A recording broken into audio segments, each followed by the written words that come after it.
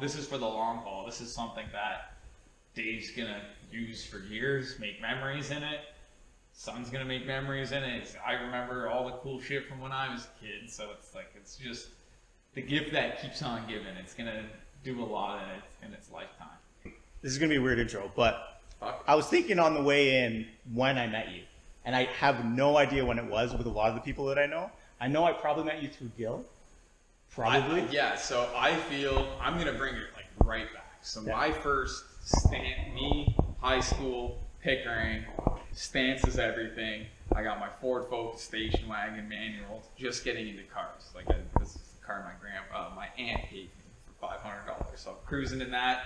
I remember there was this white Mazda 3 that always drove around town on these orange wheels, and he had this like panty dropper sticker, all these stickers on it, and then there was always stance is everything. That's the first time I saw stance is everything. That was through Ryan then. That was through Ryan. So that's the first time I saw it. Yeah. And then I started getting into cars, started working at the GT in Pickering. That's when I met all the Scrape Crusaders guys, which was a big kind of thing then too. So that was Gil. I'm not going to try and butcher his last name. Lonson. Yeah. And a lot of OG Volkswagen guys. And that's when I first started.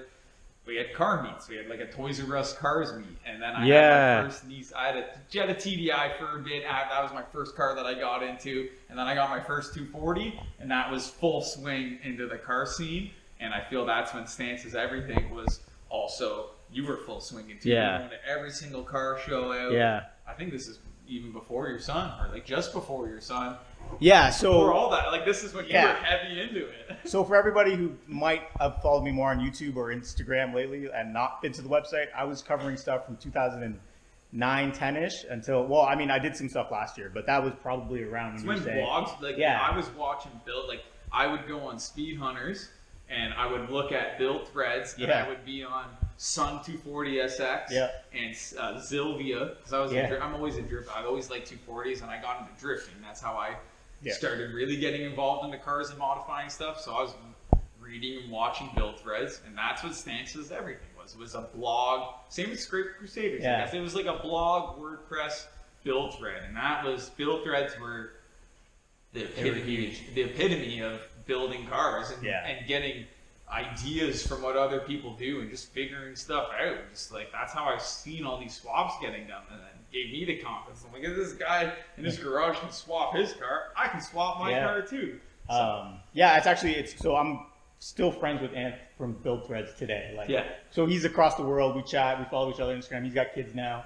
Build Threads were huge. And this is before like you can swap anything now. Like now you can just buy swap kits. This is before swap kits were a thing, and like putting an Ellis into something was like, damn, or like it was just Steve's E30 that we had the SR20 in. Huge swap. Like that was a crazy thing at the time. Now I'm like, you can buy those, man. You can put a Beams, you can put an F20, you can put anything in an E30 or a 240 or one of these trucks. It's funny because like I don't know if I'm going to cut up this video or Mike's guy's going to cut up this video, but I'll probably end up tossing in a lot of photos of the cars that we're talking about because these are like Ontario legend vehicles that were 100%. A huge deal back then. And so this truck started with another Ontario legend who's Jeff Wybrow, who both Mike and I know and we talk to probably every day. I chirp him and talk to him every day. That's what friends do. We don't post a lot on the internet, but we talk a lot in group chats making fun of each other. We already went to Jeff's place, IssyFab, and now we're at Mike's home shop, which I already shot some video outside, so you've probably already seen that. And I'm going to walk him through this build because he's been following it, but he doesn't know sort of everything. Yeah, I know a lot about the truck. I know I can fill people in on it, but it's going to be way better to actually get the guy who's built the truck and put all the hours and time into it to kind of break down all the pieces. Because I've, again, seen this thing through all the stages, and there's just so many pieces that are into it that we can touch note on. Like stuff that blends in that you don't even see, like the firewall and the fenders, and just there's a lot of custom trick pieces done to this by all different talented people in Ontario to bring this thing into a reality. So that's why I like this truck a lot. I don't get attached to stuff a lot, but I feel that this truck has a lot of good stuff going on. It's got some good feelings behind it. I guess I'll start under the hood. So we've got, this is a 4.8 LS. I think you already knew that. You've already mentioned that. Kijiji find. Jeff went through it, cleaned it all up inside. I mean, we didn't do bottom end, we did top end, so it's got 799 heads. Cool. Those are the good compression heads, and I think you put it definitely sounds like it's got a boomstick in it. Yeah, so it's got a BTR, no springs required cam in it. It's got blue valve springs, I think. A couple of things that you just need when you have whatever you do cam. Yeah, OEM upgrade stuff. Obviously, it's got the Phytech EFI loaded intake manifold, but not the computer. It runs a factory computer. That's what I was going to ask, because when I got the O2 sensor, I was looking at the plugs for the O2 sensors. I'm like, this is like a 2002 Chevy, Chevy Silverado. So that was pure Jeff. So kind of like how I came to you for exhaust work. Jeff, I was like, Jeff got me with the LS. And he nailed that decision, because that's the OEM ECU is, especially for what you want to do. You and I can diagnose this thing easy. He's got all the creature comforts of the factory GM ECU, transmission control, everything is it's all stock, so it makes working on stuff easy. You need an alternator, we can phone up Part Source. Yeah, and just get exactly alternator. Same for the water pump and everything. Like, there's nothing that's been crazily customized to the point. Whereas a lot of stuff that I do, like my Blue M3, it's like, if something breaks, it's like I gotta make the part. Like, this is all just Silverado stuff for the most part. Really simple. That's why it's so good. Some people hate it, but it's like anyone who hates on it it's usually because they can't do it. They want it and they can't do it. It's tried and true. It's gonna be great for what you're doing. It sounds great, looks great. Like, what box does it not check? Yeah, I mean, I wanted something that I could just drive, and this is gonna be just driving. And then so there's a 4L60 behind it. It's got a shift kit in it. Jeff did that too. Don't ask Jeff to do automatic transmissions. He actually hates them, but he did it for me. He'll do the lines. Yeah, he'll do the lines, but that was kind of a homey deal at the time. This was actually before he had his shop, so I kind of swindled him into that. Shift kit, upgraded 4L60 stuff. It should hang together pretty well for, again, how much power this is going to be putting out. Yeah, it's fairly stock. Just a couple custom pieces. Like, I can see Jeff did his sweet little IssyFab taste on the rad hoses, making the...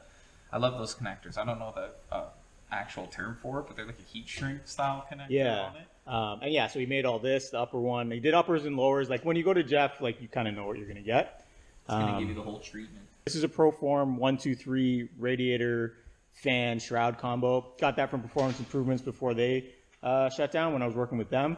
Jeff made the standoffs here to kind of make it in. So we pushed this as forward as possible. Yeah. And then I kind of notched around there just for the rad cap. Like, there's so many, like, when you look at like that notch that you don't notice unless you point it out. Same with over in the corner with the alternator and the firewall. There's so many touches in the engine bay that are simple and sleek and blend in. Yeah. But if you know, you know. We talked about the shaped firewall. So these are actually 3 different panels from a Canadian company. There's one panel there, and then this panel up here. And this is actually the first place I started rust repair on the truck. For whatever reason, I decided to cut out the firewall first. One of the hardest pieces to do. That's the most aesthetically just prominent piece. Yeah, just start there and then kind of go downhill from there, right? Only one way to know, man. Yeah, and so it worked out. Obviously, I didn't do the paint myself. There's a local, kind of very similar to how I brought you the truck. Yep. I brought a guy the cab. He does work out of his garage. He paints for Gus Brown in Whitby, and he did this. So that's how that sorted out. He did the roof, the dash. I did the door jams, and he did the back of the cab. And again, like, if you follow Mike, if you follow me, you start out with a cool idea, and then it just kind of snowballs, and then and then you're like, I got to stop somewhere. This thing's never gonna leave the garage. So that's why we stopped at the roof. I love it though. It's so subtle and classy. His paint, like, the patina takes your eyes, and you see the patina, and then when you start looking closer, you see all the attention to detail. I'm excited to see it with a hood on it. Yeah. Because then, same thing. I feel the patina is going to take a lot of the show, and then when you go and start looking at it, like, you go to look inside, you're like, oh damn, this paint is this paint's really nice compared to everything else, and then it stands out to you now. It's like you're learning stuff as you look at it. Those are my favorite kind of builds. It's the attention to detail that goes a long way. Whereas anyone can just slap stuff together. It's not hard to just buy a bunch of parts off the shelf and bolt something on for a YouTube video, and it's done in 3 days and it never gets used. This is for the long haul. This is something that Dave's gonna use for years, make memories in it. Son's gonna make memories in it. I remember all the cool shit from when I was a kid. So it's like, it's just the gift that keeps on giving. It's gonna do a lot in its lifetime. I think it'll stand the test of time too. Like, the style that's been done to it, it's not trendy. No, like, that was kind of the goal, right? Modifications are done like with trends, and this has just been done with the very well executed touch of class in the right spots. Yeah, and that's what I like with patina trucks. You can kind of do that with it. Yeah, and then obviously, you know, this thing, like, I want to drive it, so this front end, all the original patina, it can eat up miles, and it's not going to look worse. There's gonna be bugs on the grill and the headlight, and you're not going to be too concerned, and then when you go to the show, you just wipe down your firewall. Yeah, exactly, and just pop the hood, And then if it gets to the point where the firewall gets chipped, then I just leave the hood shut, and I just drive in and out, right? It's all thought out that way. Yeah.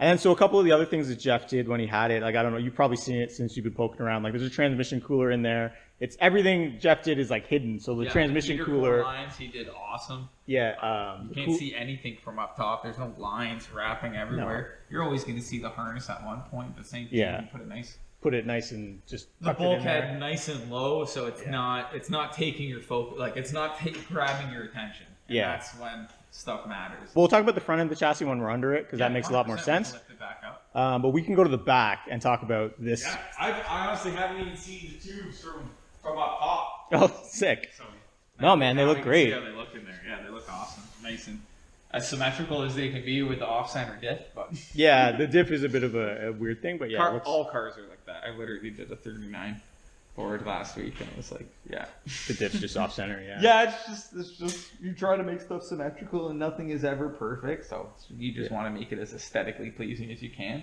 Same with when you're playing with your tanks and stuff. It's like nothing is perfect. We're finding the best. Yeah, the best home for everything. Just for everything, right? Like you're finding the best home for everything to look the most aesthetically pleasing. Jeff and a couple of buddies back then. Do you remember Works Garage? Yeah.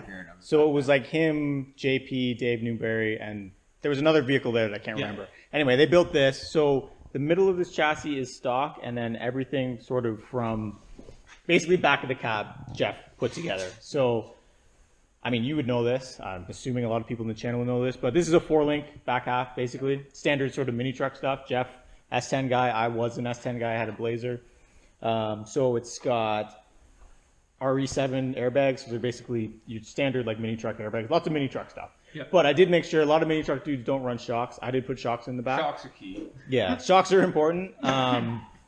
And so when I got not many cup holders inside, so you got to be able to keep those drinks secured, right? So when I got it from Jeff, it didn't have, none of the air management was mounted anywhere. So I made like this cross member. I did the brackets for the compressors, did all that stuff. We've got airlift 3H suspension back there. So, I mean, you're familiar with that because I think Austin's brought you a bunch of stuff. So pretty much the standard now. Some dudes run AccuAir, some dudes run airlift. Airlift's always supported me, so that's why I'm on airlift. And so everything's run as clean as possible. Obviously, brake lines and stuff were a little bit tricky. I do have, an emergency brake on this because the rear end. That was cool too. We'll check that out when we get. I'm like, what is this thing? But the e-brake setup is really trick on this. I've never seen that before. Yeah. So when we put it up in the air, I'll explain exactly why I had to do that e-brake setup. Yeah. Well, yeah. Again, we'll get into that once we're under the truck. The rear end is from an F body, so a Camaro, basically. Limited slip. I had a local shop, Otis Gear. Kevin. Do that? Yeah, you know everybody out here. Kevin's man, dude. So he rebuilt that rear end for me. We changed the gears on it. I don't remember what the gears are, but they're not too tall. Like it's going to be fun. We'll find out when you hop on the highway at 100. Yeah. Well, no, I remember like they're like 3 something. Okay, but so it won't be screaming. It won't be screaming, but it's going to be fun. It's not going to be like a dog off the line. So light to light, I can be a superstar basically. Perfect. Man, Rich, you've mentioned him before. He did a drive shaft for me. Only guy who handles my shaft. I was thinking about this on the way here. So when I was doing the brake line, you lent me the flare tool. Yeah. And every brake line, these are all my first brake lines. Sick. Never done brake lines before, and I was stressing when Jeff put it together, and he's like, man, none of them leak. Sick. So that was sick. That was good. That's good. Yeah, basically I showed up to your shop one night, you're like, here's how to use an inline flare tool, and you're like, off you go. And off I went, and here it is. So that's all together now. I remember years ago, you posted a video of like trying to get something out of the door hinge. It was a door hinge or something. It was a chunk of hardware that was stuck, and I'm like, bring me that. I'll get that out. It was we were putting in new bushings and pins. Yeah, and you got that out, and then like wailing on it. You're like, I'm gonna end up breaking this flange trying to get it out. I'm like, I'll get that. Yeah. No problem. And then I think you were like, oh, what I did was I just slid it and then welded it back. And he's like, you can do that with your MIG welder. And I was like, oh, I can. And then I went away and did the other one. Yeah. If I can't help people directly, I like to give them knowledge so that they can help themselves, right? Like, I'm nothing special. I better be freaking good at welding tubes because I've spent so long trying to get good at welding tubes. So I'd hope that I'm pretty damn good at it by now. But anybody could do anything. I taught myself how to weld. It just takes time. Taught myself how to fabricate. It takes time. You can't just pick up a piano, like sit on a piano or pick up a guitar and just be like killing it. Yeah. It's years of dedication to get good at it, right? Driving up, I was thinking, like, what other things did Mike help before, obviously, the exhaust? And the transmission cross member. Do you remember when I cut it too short and I needed tube? I was like, someone's got to have tubes so that I can put it inside what I cut too short. Oh, that's why it's the sleeve section. Yeah, that's why the sleeve section. And I basically showed up like a puppy and I'm like, hey, Mike, I need something. And we looked through your metal pile and sleeved it and it's perfect. I didn't have to buy a new one. Perfect. Ended up working out. Yeah. Awesome, dude. Happy to help. That's the back half, basically. Yeah, it's sweet. Jeff doesn't like it that much because he does the same thing I do, and it's like, man, why did I do that? Why did I do that? Like, you just sit there and you beat yourself up. Yeah. But I think it's sweet. I see a lot of custom cars, custom chassis, and see a lot of rear ends that people do, and I like how they connected the tube tops in. Yeah. And then having this, like, now you can buy these frame rails pre-bent on like this oval tubing. Like, this is all hand plated to make this radius. Like, they didn't buy a pre-made frame rail. Like, this is all hand plated to give those circular radiuses. So there's a lot of cool, aesthetically pleasing pieces on the rear end.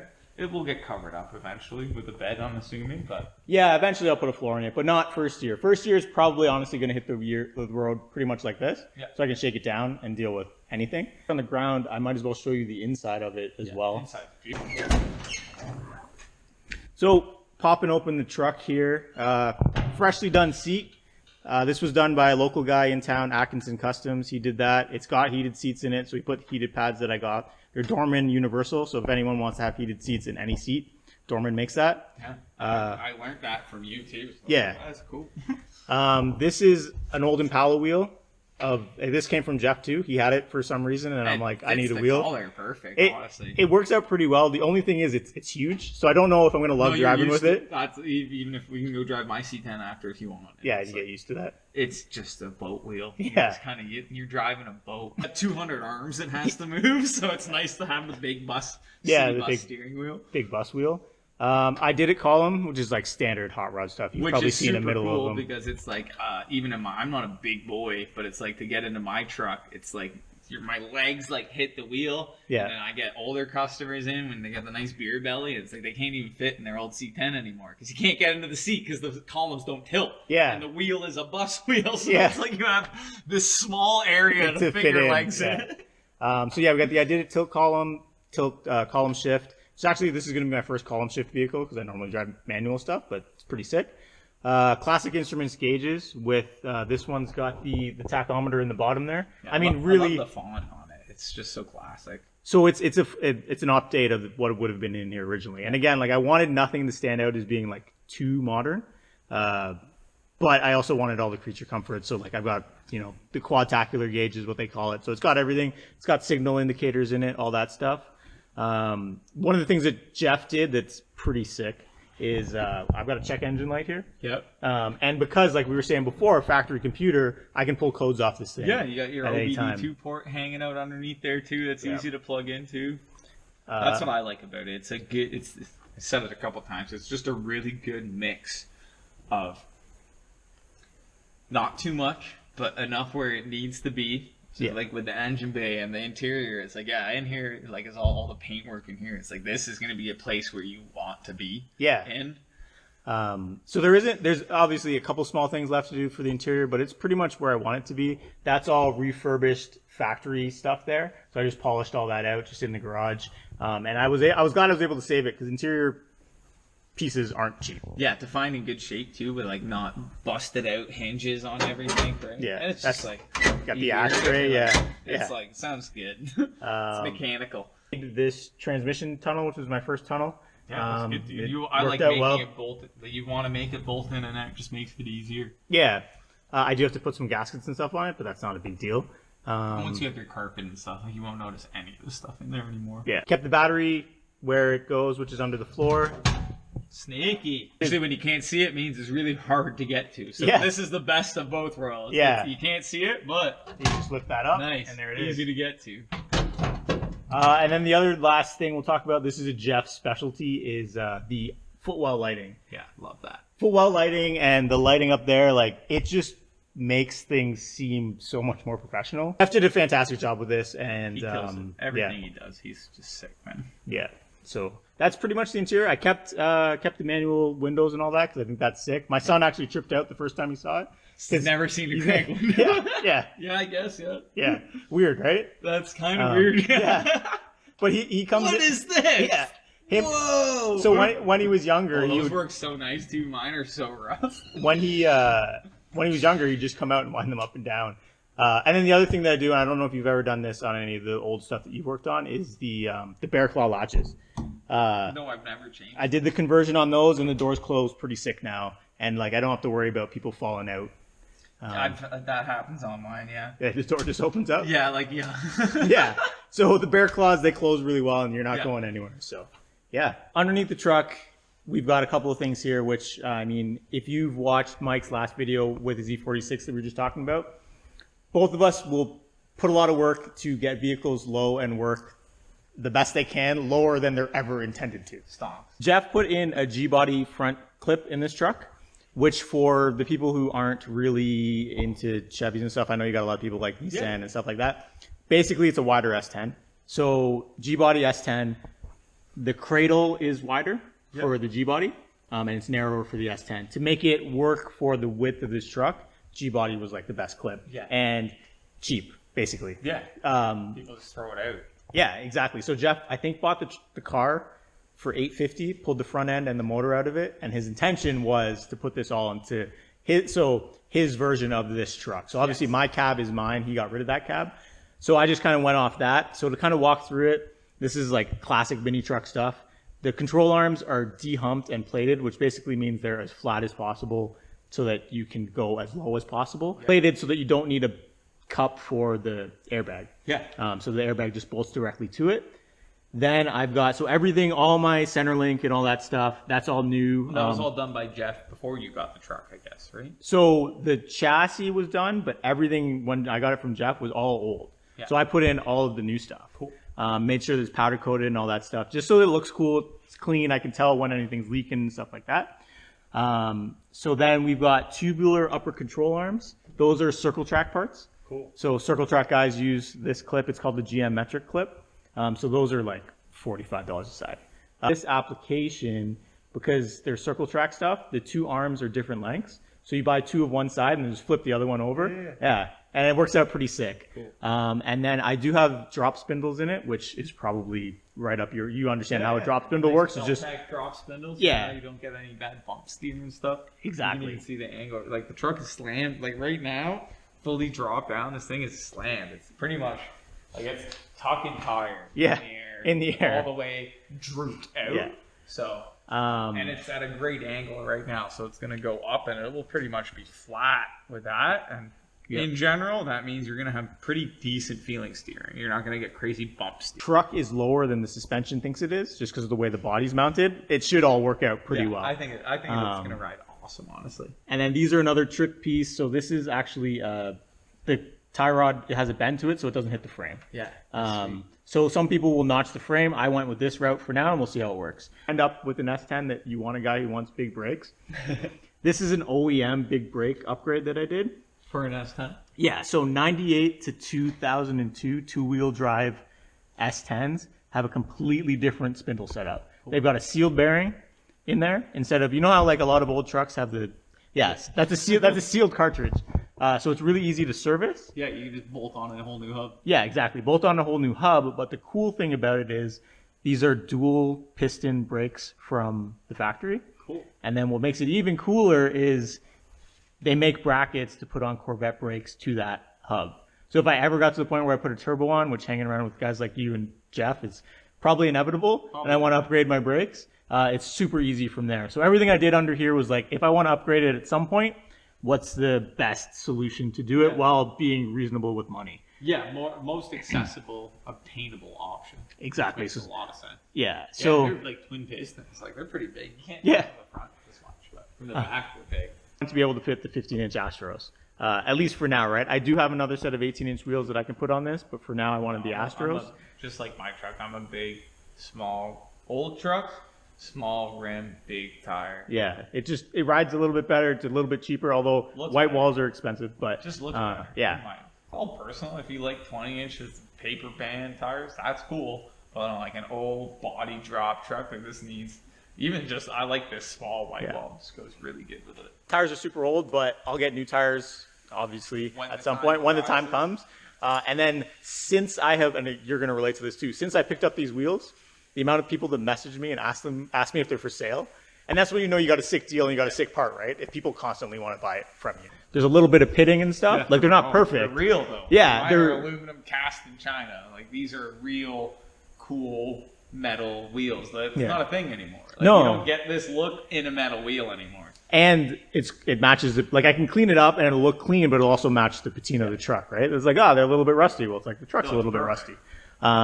Which is actually one thing we didn't touch on. So I mentioned that I did do the firewall. I also did cab corners, lower cowl. I did a lot of rust repair on this cab that I then hid with patina, just again to make sure that the thing is as sick as possible. So when you like this front cab corner, like you can't even tell. Yeah, so this was rotted out from basically like right below the vent down, and I just I can see the newer patina that you've blended into it, but it matches really well. And e-brake. Yeah, so we'll walk through the e-brake setup that we got here. So I got the e-stop, which is an electronic e-brake. It's not cheap, but I didn't want to run. If you look, like, there's a lot of stuff going on under here, as you know. It sits, I do a lot of muscle car stuff, so the cables hang under or above the pipes all the way along the chassis.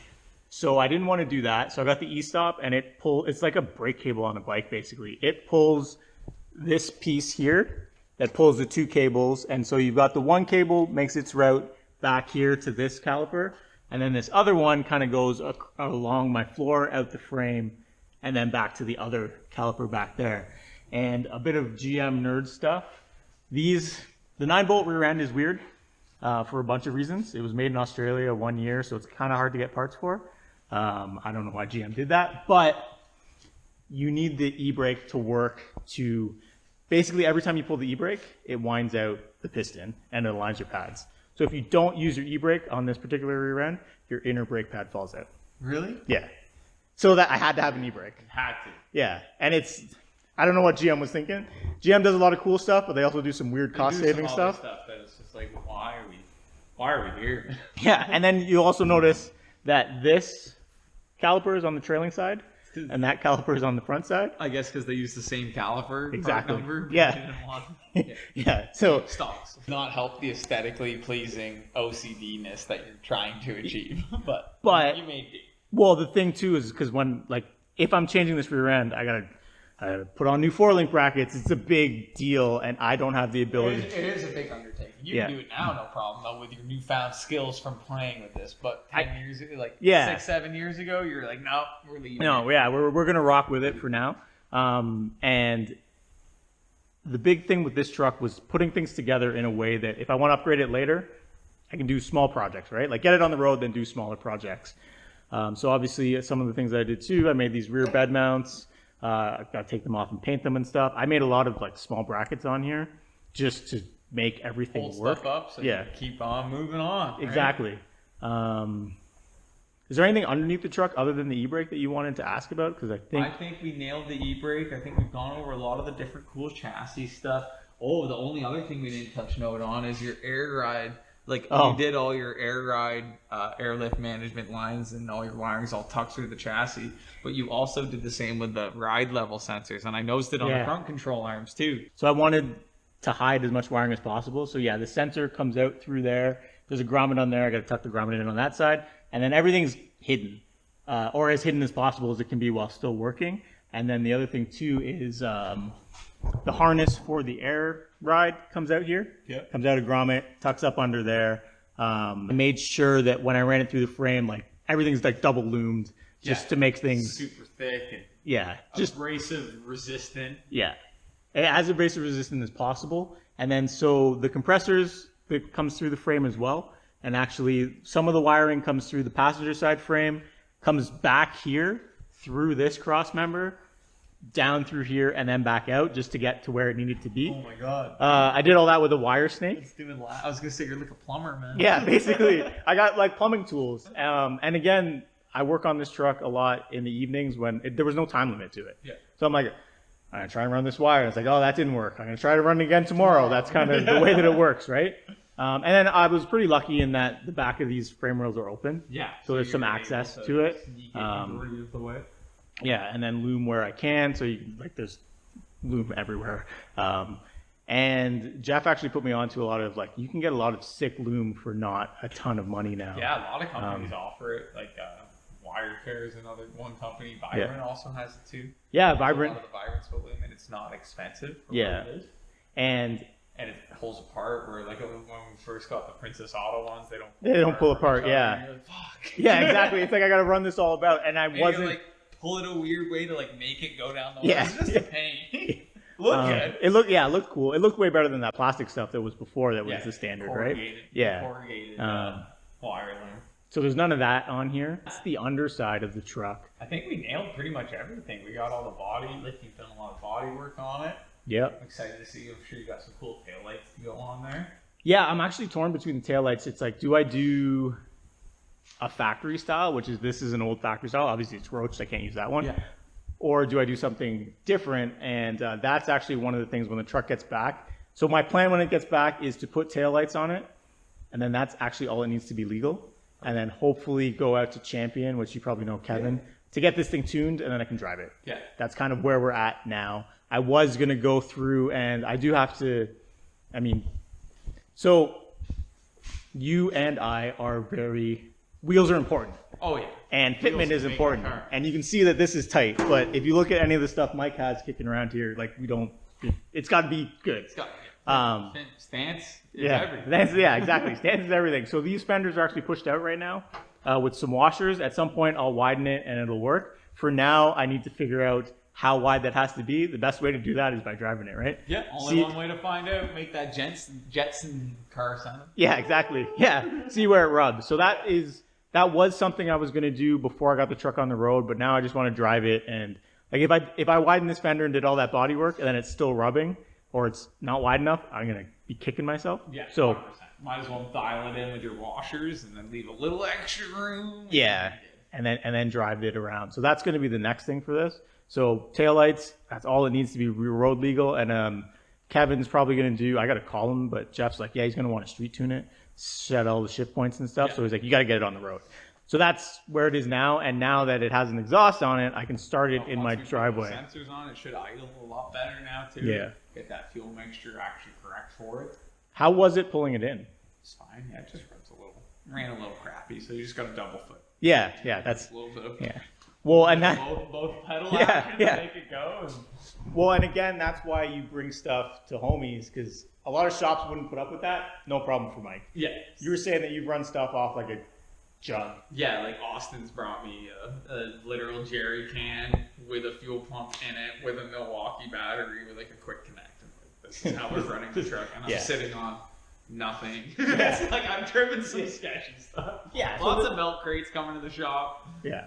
So this pretty much runs, so that was what it was. No problem. Yeah. Same with lifting it. It's like I deal with a lot of stupid low stuff, so it's like, to me, it's like, no, it just takes, you're not going to throw the arms under and get it up in 2 minutes for your quick, get me out of here in 10-minute oil change. So you're going to spend 10, 15 minutes taking your time, making sure, I don't want to crush these. Yeah.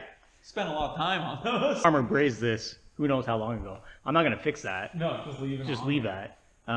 Because he for whatever reason he needed to do it, he did it, and it's like why change that, right? It's not hurting anything, and it's not detrimental anything. If anything, it's helping making your job here a little better, because it's not like, okay, this needs to be fucking perfect. Yeah, right. Like it's like it can have a little bit of character in it, and it's not going to be the end of the world, right? If anything, it's going to aid into what you're trying to do. Like like this panel, it's like this needs to get beat up a little bit.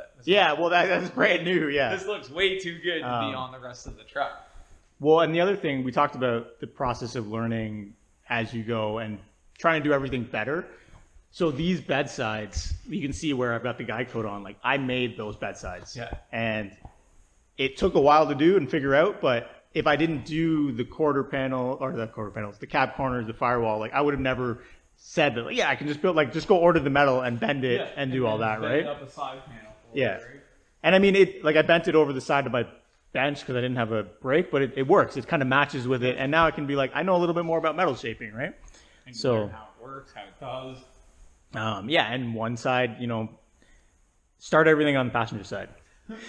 I like to advise you to start with the hard one first. Like, yeah, I like to do that too. Yeah.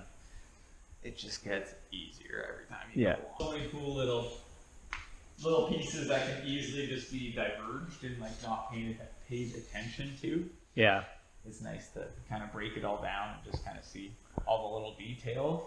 And I'm excited. I'm excited to see it driving, pulling up to the shop. Ice cream is the first stop, and I've got a couple of different, I've got the close ice cream shop, and then I've got like, oh, if that works, I'm just going to drive past that ice cream shop, and then go to the next one. Try and go to like Hagen's in Port Perry for dinner one night. Yeah, that's kind of, keep pushing it. Yeah. Yeah, that's how it is, dude. Same thing. It's like Mike's GT shop's like 20 kilometers. Like, I'll try that. Yeah. I'm on main series roads. I can get help. Yeah, yeah. So yeah, that's the walk around of the truck. That's the breakdown on the Siege. Yeah, I always screw that. Yeah, SIE GMC. Yeah, Stances everything GMC. That's the breakdown. If you got any questions, again, we don't know exactly where this video is going to end up, but if it's on my channel, if it's on Mike's channel, just leave some comments below. A little bit of both, maybe. Yeah, a little bit of both. I'm obviously super stoked with the work that you did. There's a reason it ended up here. Me too, dude. I only like making stuff that I'm stoked. The whole time I'm making, I'm like, yeah, this is sick. Like, yeah, that's the whole point. I make stuff like this because it's art and I enjoy making it. That's why I don't mind doing it I do it all on my spare time because I enjoy doing it, right? So yeah. I only like doing it for people who enjoy that. So it just works perfect. It's not for everyone. Not everybody needs 304 stainless, 30 hours of laboring to exhaust. Some people are fine with the pipes kit. That's no problem. But again, the whole point of this truck is to make memories, be a memory. It's different. It's more than just a truck. It's a journey. Yeah. All right. Well, thanks everyone for watching this video. Follow both of us. So Stances Everything Com. You're Mike GT Custom. Mike GT Custom. I think your YouTube channel is just your name, I think right? It's Mike Cattell. Yeah. But like even when people tag me on it, it still tags as Mike GT. I don't know what it is. Yeah. I don't know. Perfect. My name's Mike Cattell. Yeah. My socials are Mike GT Custom. Mike GT Custom. Something like that. Yeah, we'll figure it out. I'll put everything in the description and just follow us. Yeah, or just Google. He's big time, so you can just Google him, right? Big star. You'll find my Speed Hunters article. Yeah, yeah. All right. Well, thanks, guys. Catch you in the next one.